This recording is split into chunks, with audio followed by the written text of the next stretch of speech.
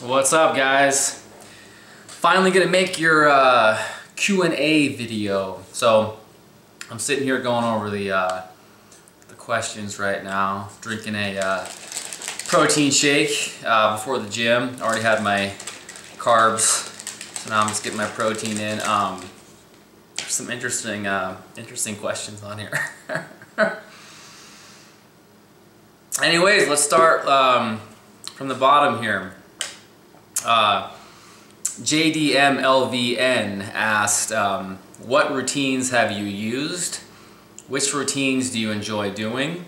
What routines have you seen the best gains on? Good question. You know, I think when I started when I was younger, when I first started getting into bodybuilding, I kind of did more of the typical bodybuilding splits, you know, Monday chest, Tuesday back, Wednesday legs, Thursday shoulders, Friday arms, typical type splits, 5 days a week, rest on the weekends. And to be honest, I mean, I saw great gains on those.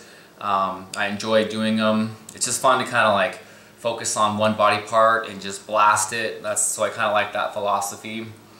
I've also experimented with, I did a program called Tri-Phase, which is by Cyvation, which was more, I think you did like, there was like full body split stuff. I mean, a bunch of different stuff like that. That was more of a strength-based program that I enjoyed doing. It was a total kind of shocker that kind of just, you know, shocked the body. It was something I wasn't used to doing. Something that was kind of new to me though, that I'm glad that I did, was Wendler's 5-3-1. And that was something that Tyler Mayer, my coach, he got me doing when we were down in Arizona together, prepping for my 2011 show. We actually were starting, me and him were training together at Gold's in Scottsdale, Arizona, which I missed, by the way.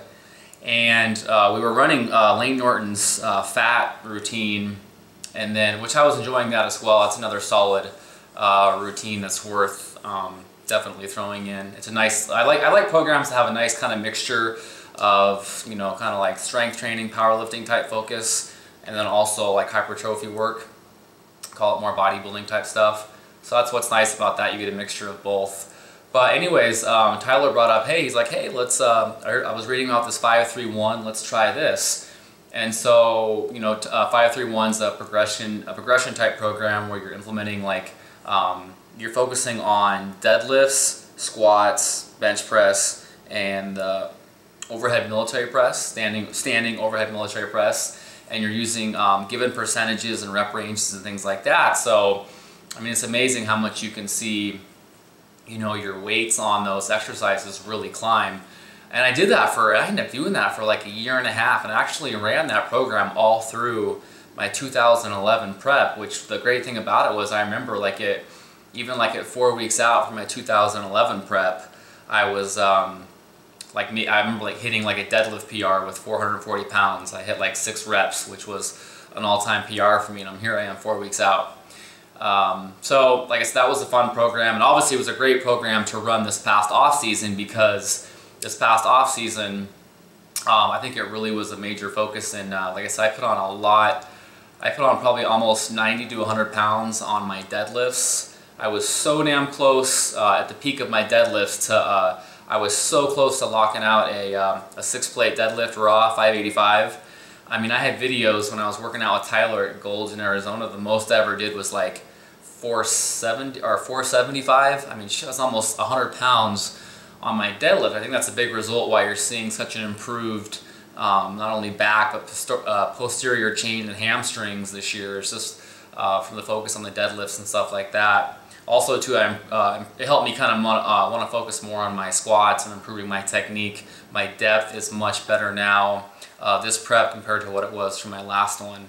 But like I said, and then now I'm doing legs push pull, which I actually really enjoy, because I like the added frequency. So I'm training, you know, legs twice a week, back twice a week, and those are the two main, you know, the two main things I love training twice a week, because they're the biggest body parts. And so I think those things need more frequency the more advanced you get. So like I said, that's why, and obviously too with you know, you're training your chest twice a week with legs push pull. So I'm really enjoying it, and I've been doing it now I think for the past like, geez, I think it's been like 6 to 8 months or something, and I'm still loving it. I haven't, you know, so that's my answer to that one. What was your bodybuilding, this is from Oliver Purdy. What was your bodybuilding life like before you discovered flexible dieting? Good question. You know, your IIFYM. I actually was going to do a video on this, but since you kind of asked this is actually great. So my first two diets that I did, actually my very first diet that I did was called the Solution Diet. It's by Scivation, and it got me in great shape. Don't get me wrong. I mean, I look back at my first show and I was very happy with the conditioning that I was able to bring. The downside to it was pretty low in carbohydrates. So like basically they're kind of giving you like, you know, like I think I had like 5 meals a day, and it's actually a really high fat diet. So I was eating a lot of almonds, a lot of avocado, peanut butter, things like that. So a lot of my meals would have, for my weight range, they have like a 180 pound to 200 pound bracket where they give you like listed amounts of foods to eat. I was eating like 20 grams of fat per meal, and only getting, for that diet, it was you only got 1 carb meal a day that was 60 carbs, and on training days you would have it post-workout. On non-training days you'd have the 60 carbs first thing in the morning. I mean, that was like your bulk of your carbs. I mean, yeah, you were required to have like 2 fruit servings a day, and then also vegetables and stuff like that. I think when I added it up though, it was still like in the low 100s for carbs, which is pretty low. Like I said, it was more, you know, you had a good amount of protein and a lot, I think I was eating 100 grams of fat. Like I said though, it actually, to my surprise though, I mean, anybody that kind of followed my very first prep, I had that log on bodybuilding.com that was titled like, something about like, I think something about, is this 7% or something, I don't know, I had a log on there on bodybuilding.com that became like really, really popular and blew up like really fast. But, so that was my first diet that I used up leading into my first show. And then I was contacted by Tyler Mayer, my coach now. You know, he's kind of approached me and said, hey, you know, like, you know, he thinks that he saw like a lot of potential in me, and thinks that, you know, with his approach to dieting, which was, you know, using macronutrients and stuff like that, he thinks, you know, he thought he could get me in even better shape. So in 2011, for my second show, I used him as my coach, and, you know, he was controlling all my macros and stuff like that. But I was still, call it bro, whatever, where even though I had the allowance to have other foods in my diet, I just still, like I said with that, yeah, oh, by the way, go back to the Solution Diet, that was all clean foods too, by the way. I didn't have anything outside of like bodybuilding foods. So fast forward to my second diet, and like I said, even though I was on macros and stuff like that, to be honest, I kept all of my carb sources clean. I mean, I remember like spending so much time on bodybuilding.com, staring at food porn threads and reading Ben and Jerry review threads, and because like I said, I was like, no, you know what I mean, like I'm gonna go the extra mile, and while people are, you know, eating ice cream and all this crap, I'm gonna get that edge on conditioning by choosing sweet potatoes and oatmeal and stuff like that. You know, and what's funny is too, I mean, mentally though, it was just, oh, that's why like at the end of that prep for my second show, that was a 24-week prep. So 24 weeks of clean eating. I mean, it mentally exhausts you. As soon as that show was done, I was completely like, I don't even want to think about competing. I was just so over it and done. Like, I was like, oh my gosh, I felt like I was dieting for a freaking eternity. And like I said, and then plus too, it made me just want to go out and binge like crazy, because I restricted myself for 6 whole months of all of these cravings that I had. And so as soon as I was like done with the show, I didn't do the smart thing and reverse diet like you should. I freaking went out and binged and ate tons of burgers and ice cream, and man, I think I gained like, I think it was like 10 to 15 pounds in like a week. I mean, it was bad, horrible. So now that I'm flexible dieting, that's what I told myself. I'm like, okay, going into my next prep, if I'm gonna prep for, and I think this one I gave myself a little bit more time even. I think I did 26 weeks or so. I'm like, there's no way I can do this 26 weeks of clean eating and all this stuff. So I was like, you know what, I'm gonna, I've seen other guys, Alberto Nunez, Matt Ogus, a bunch of other guys that, like, think of like 3DMJ, or even my coach and a bunch of our other clients from TNT that implement flexible dieting. You see them eating, skinny cows and all these foods that are outside of your traditional bodybuilding foods, and they're getting freaking shredded glutes and everything. So I was finding, like, you know what, I'm gonna finally let myself try it, and if I feel like it's not working, then I'll go back to my bro foods all the time. But I started it from the very beginning of the prep and have never looked back. This has been the most, I can't even explain to you guys just how much better I feel knowing that, like, when I have because I have a really bad sweet tooth, you guys know that. When I have a craving for ice cream or something like that, I have it. I mean, just my pre-workout meal, I had a Snickerdoodle skinny cow. I mean, you know how amazing that is when it's like, I almost feel like my body is like thanking me for it and saying, hey, okay, you're giving me a little bit of sugar. By you making me happy, I'm gonna keep this fat loss going. And that was one thing in my 2011 prep. I ended up stalling for like 4 weeks, for my weight was just fluctuating at the same time, or the same weight. This prep, for the most part, it's been scary almost how perfect things have been. I haven't stalled, things have just continued to progress, and that's eating, you see all the foods that I eat. I eat pizza like every week, burgers, fries, homemade. Anything that I can track or weigh and everything like that, I know the nutritional value of, I'll eat it. And even my conditioning's ahead, so I can't, to be honest, I will never go back to eating all bro foods, clean eating. Sorry guys, I know there's still a lot of you freaking old school people out there that think that, this isn't hardcore and stuff like that. Fucking, oh, sorry, my language. My dad watches these videos and he told me to tame down on the language. But yeah, it's just funny, these hardcore bro guys and stuff like that, they kind of rag on all of us that do this flexible dieting because they think that we're taking the easy way out. But it's like, hey, if we're getting leaner than you, then who are you to talk? That's why I'm actually doing my first NPC show this year, 2 weeks after my natural show. Honestly, it's just to kind of just shut up the haters, because there's a lot of people in this town that, like Khan eats junk while dieting and all this stuff, and he escapes. Somebody actually, there was actually an old school coach here that said this, that I escape to natural shows because I couldn't compete in the NPC.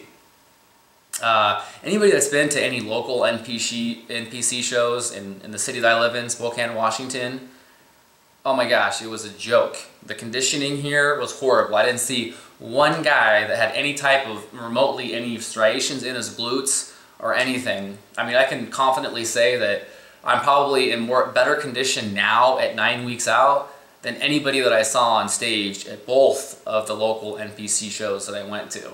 So I'm actually just going it to make a statement and to show people that yes, you can get in amazing shape and not have to eat just traditional bodybuilding foods. All right, so there's that. Next question. Have you had any injuries? How did you deal with them? I've been actually pretty lucky that I haven't had any like serious injuries. When I was younger, I think I had like a rotator cuff injury that I went to physical therapy with and stuff like that. But since then, to be honest, I think, like little nagging things here and there, maybe a little slight knee pain for a little bit, or a little bit of shoulder pain for a little bit. But they've all just been little like minor kind of little strains and stuff that I've been able to work around. And as far as like how did I deal with them, I think a lot of it's just I stepped up my game as far as mobility work, foam rolling. I'm the type of person that especially like now on leg day, literally I'm gonna be, as soon as I get to the gym, I'll be in there for literally probably close to like 45 minutes foam rolling, doing mobility stretches. It just takes me that long to get my my hips and everything warmed up. So I think that's kind of my biggest thing that, and I've been doing that ever since I think about the past like year and a half, and ever since I've implemented that, I've just stayed pretty much, you know, like I said, there's always little kind of things that are nagging, or I'm kind of like, oh man, kind of achy, but nothing like serious enough to stall my training at all. Next question, I'm sorry, that was from Mo Halfer.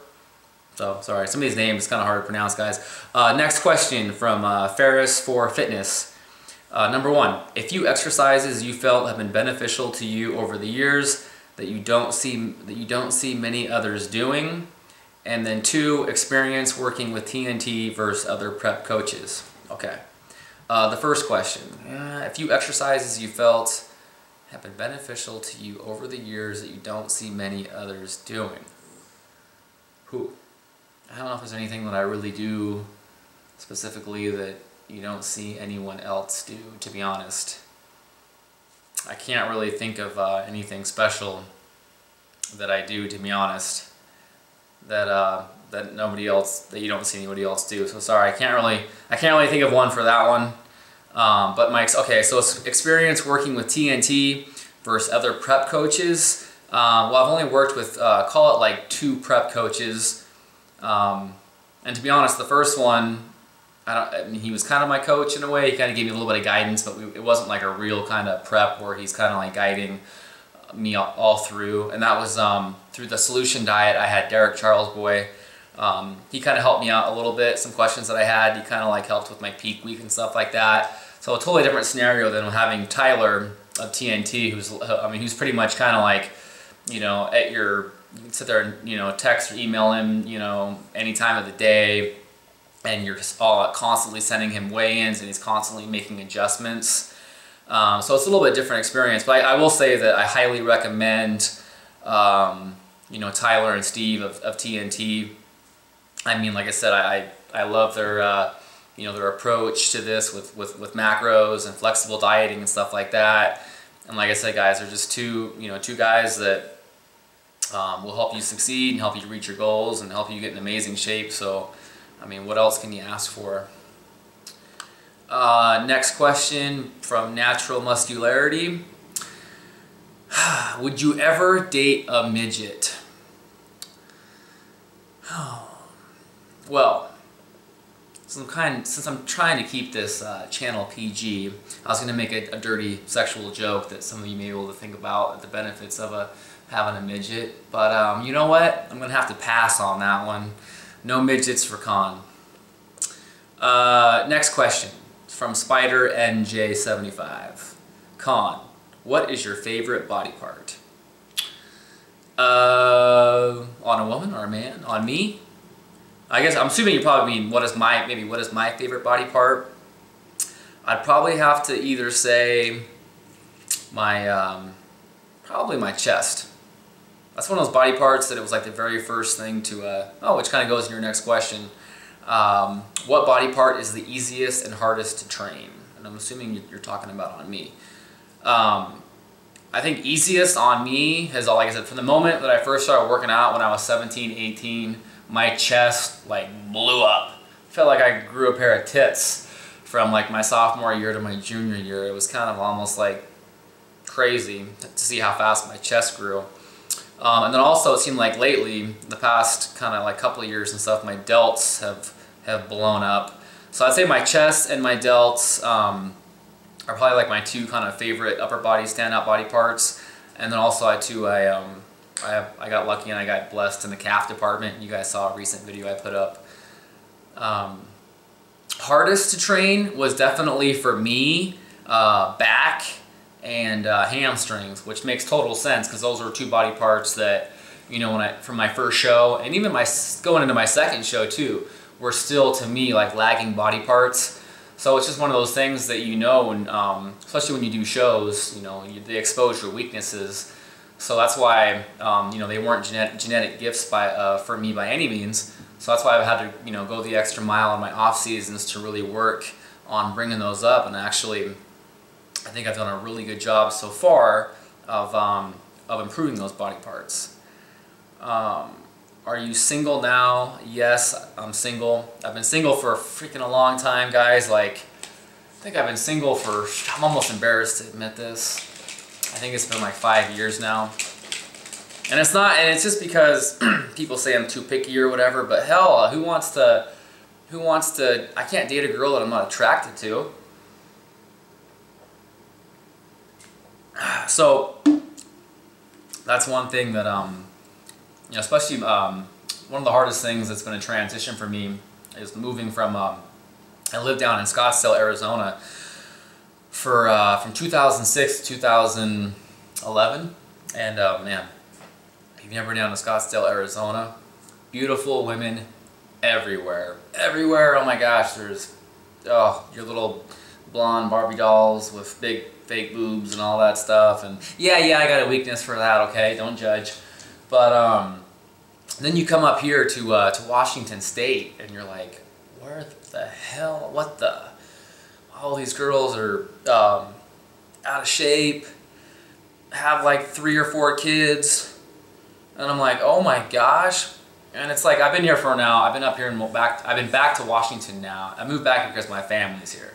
But I mean, oh my gosh, like I haven't even remotely came close to dating like any girl in the like almost the 1.5 to 2 years that I've been here. So that's why I'm thinking that I need to get the hell out of here.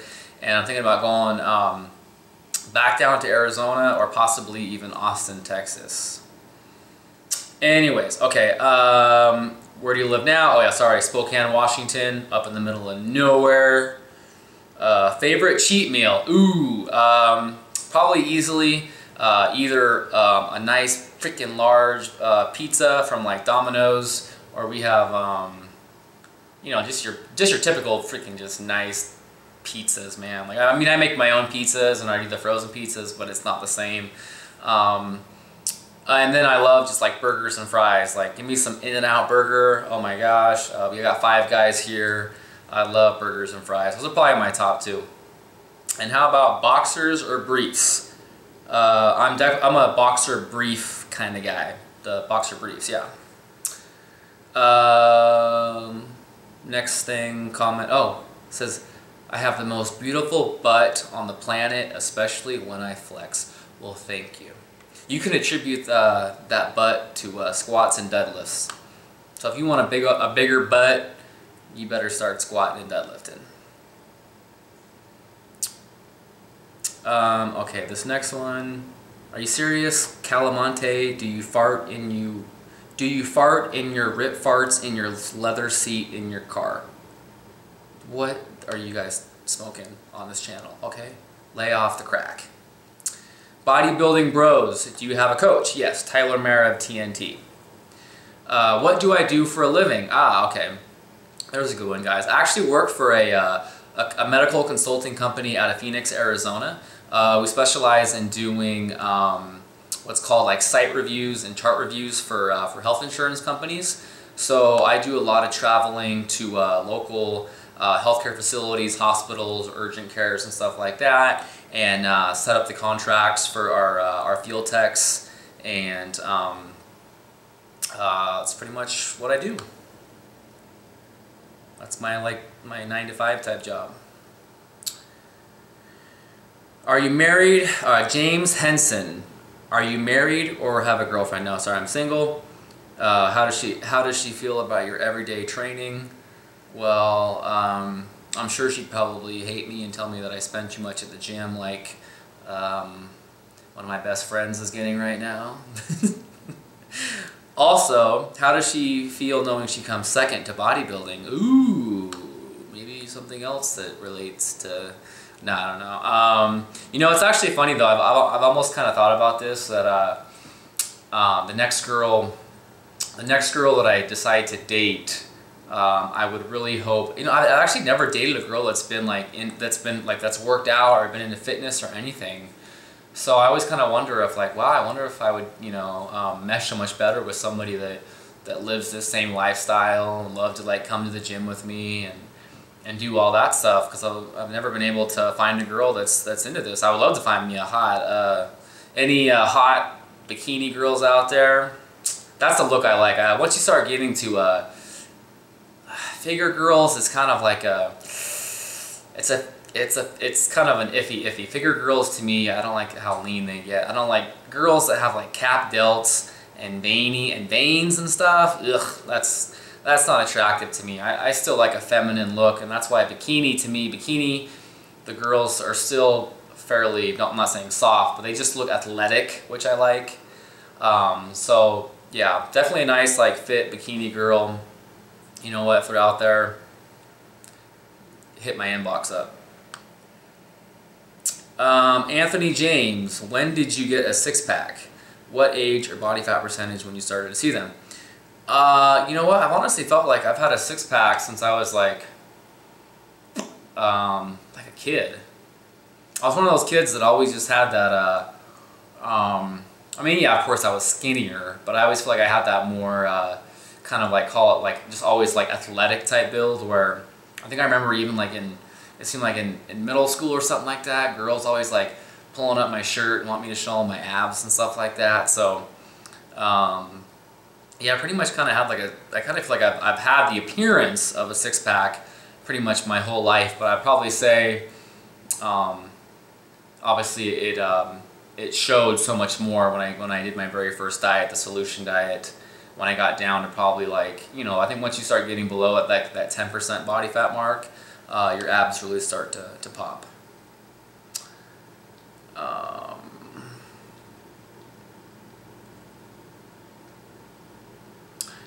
Gabriel Davison, how do you feel about switching up exercises and movements to prevent adaptation? Is that really necessary? How often do you methods, any movements you typically stick to and switch in and out? What changes have you done that you think really excelled you, where you really started seeing improvements? I think a big thing, first of all, yeah, I do like switching up. I'm not one of those people that like sticks to the same exercises like between workout. I actually like doing a lot of, you know, for example, like with my back, I always kind of, on my back workouts, I rotate barbell rows one week, or one workout, and then the next one at the end of the week, I rotate it with heavy T-bar rows. Same thing kind of like with chest stuff. I'll rotate incline hammer strength with you know, incline dumbbell bench or something like that. So I always kind of like throwing in different movements via different angles, different whether it's like barbell, dumbbell, hammer strength, cable. That's something that I've always done, kind of mixing things up with all body parts. And any movements you typically stick to and switching out. What changes have you done? Like I said, I think a lot of the, to me, I think that, I mean, a lot of it, one of the best things that I can tell people as far as where you're asking when I really started seeing improvements, I think one of the best changes I ever made was upping my frequency. Like I said, especially from I can think back to a quote that I heard from Lane Norton when he said his legs finally started growing, was when he went from training legs once a week to twice a week. And so after my first show, when I looked back and I saw my legs, I was like, oh my gosh, I thought my legs were better than that. I was actually pretty disappointed with my legs.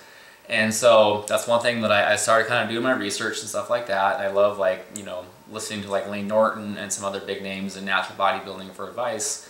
And so I started training my legs twice a week. And I mean, firsthand, you can go in and look at my videos from 2010, guys, and compare my legs from my first show to my second show, and it's almost like night and day. And that was the one thing that I did, was I bumped my my frequency up from training legs once a week to twice a week.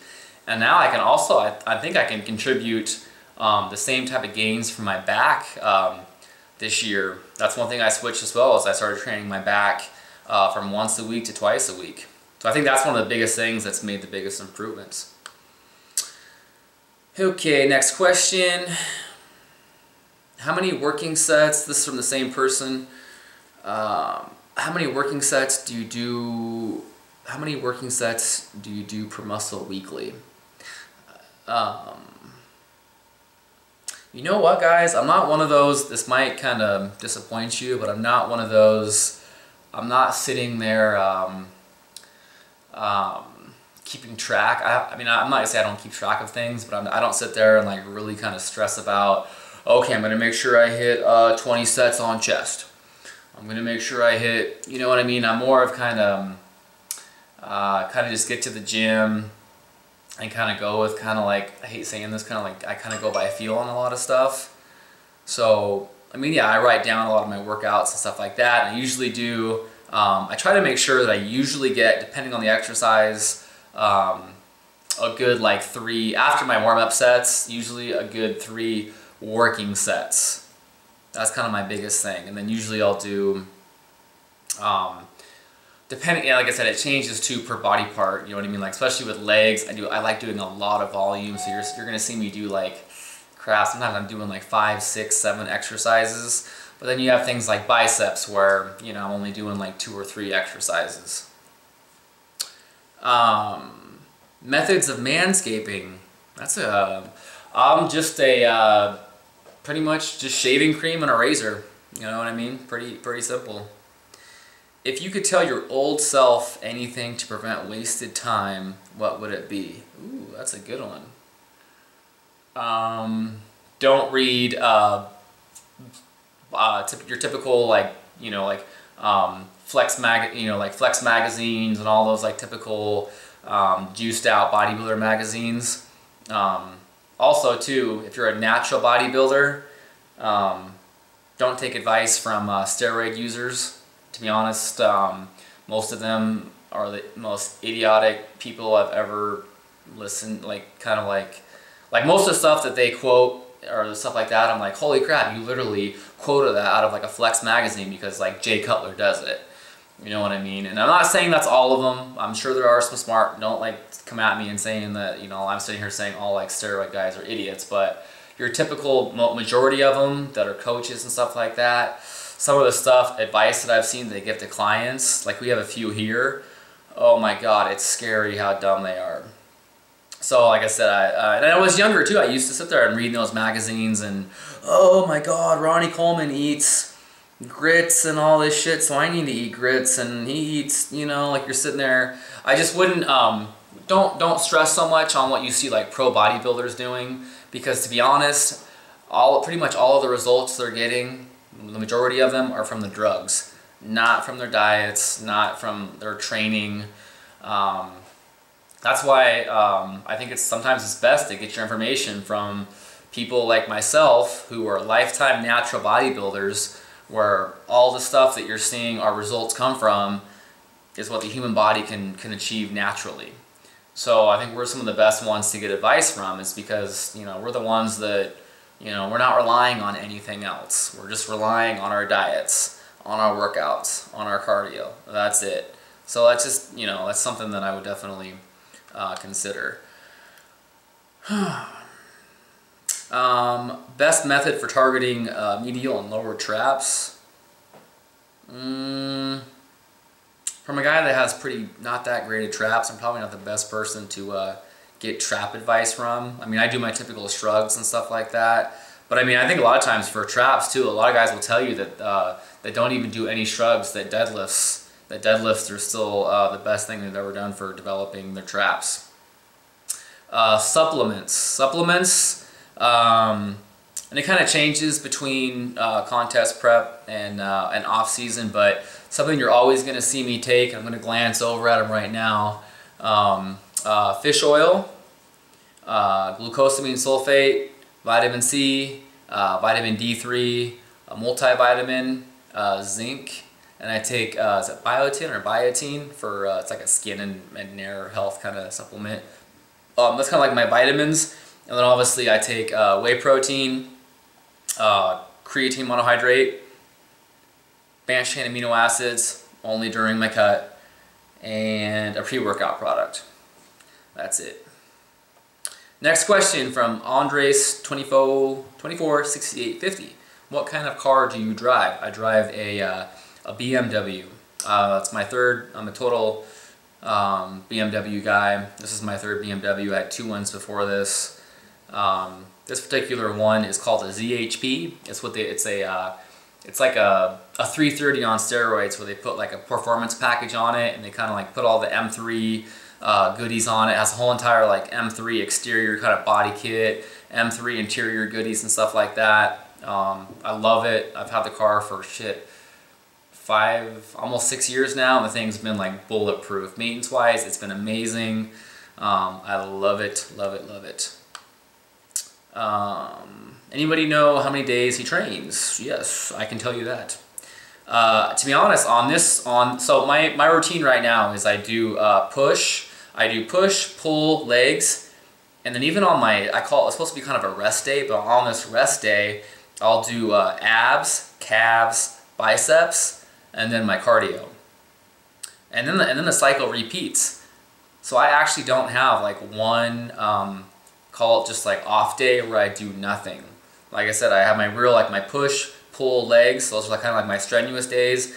And then to me, this, like I said, like abs, calves, biceps, those aren't really any strenuous type things. So that's why I kind of do them on my rest day. But like I said, I do 30 minutes of cardio on that day. So I'm pretty much, like I said, I guess if you want to say I'm training like every day. What macros do you follow for your diet? 0.5 gram of fat per pound and 1 gram of protein for every pounds. Well, my macros right now are 250 grams of protein, 285 carbohydrates, and 60 grams of fat. I do like the general guideline of telling people 1 gram of protein per pound of body weight. I think that's a great general recommendation. As far as fat though, fat is going to kind of vary depending on the individual, depending on if they're bulking, depending on if they're cutting, so that one's a little bit different. Again, another macro question. I'd like to know your macros for both off-season and pre-contest. Well, I just said my pre-contest, the 250 protein, 285 carbs, 60 fat. And then off-season, I'm ashamed to admit this, but I was actually really lazy about prepping or counting my macros during the off-season. There was a while there where I tried to track it. I think I was trying to hit I was doing like 275 protein, 500 carb, and like 80 fat. I was trying to hit those numbers, but man, yeah, I look back and I'm like really guilty that I didn't track my macros more in the off season. That's one thing that I'll definitely have to do if I get my pro card in 9 weeks and I want to actually be a pro that could, do well. That's something I need to step up my game is tracking macros in the off season. I highly recommend it if you're a person that is wanting to compete and get to the next level. All right. From JDM Fitness, how do your current contest macros differ from the last time you were competing? More food this time around or roughly equal? Thanks for taking the time to see this. This is a good question because this is actually a night and day difference in this prep compared to my last one. My last one, I went back and looked at my log. I couldn't even believe it was this low. But my lowest macros in my last prep were, I believe it was 225 protein, 125 carb, 40 fat. Whew, yeah. So, and I think for the majority of that prep too, I was, at around 200 or lower. So that's why it's been amazing that pretty much this whole entire prep, I've been eating so much more. Like I said, for the most part, I was at 315 carbs for a long time. I was at 300 for a while. I'm down to 285 right now, so I still kind of feel like I'm close to that 300 range. So I'm eating way more food this prep compared to last. And I'm kind of thinking about what the main reasons for that are. And I think a lot of it was, I think taking that nice long, even though I didn't reverse diet and stuff like that, which I wish I would have, but I think taking that long off season of taking all of 2012 off, I'm assuming let my metabolism maybe repair itself a little bit better, as opposed to like if I would have jumped right back into a prep, I think my metabolism still would have been pretty slow. And then also too, I think maybe just the more lean muscle gains. That's kind of my guesses for those. Okay, and then last question, guys, and then I gotta get the heck out of here and go do some legs, is what type of cardio, if any, do you do? First of all, I wish I could not do any cardio for prep. But and they're asking HIIT or lit. Actually, I do both. Right now for my cardio, what we're doing is so I'll do push, pull, legs, and then rest. And on that rest day, I'll do about 30 minutes where Tyler has me get my my heart rate to about 140 beats per minute.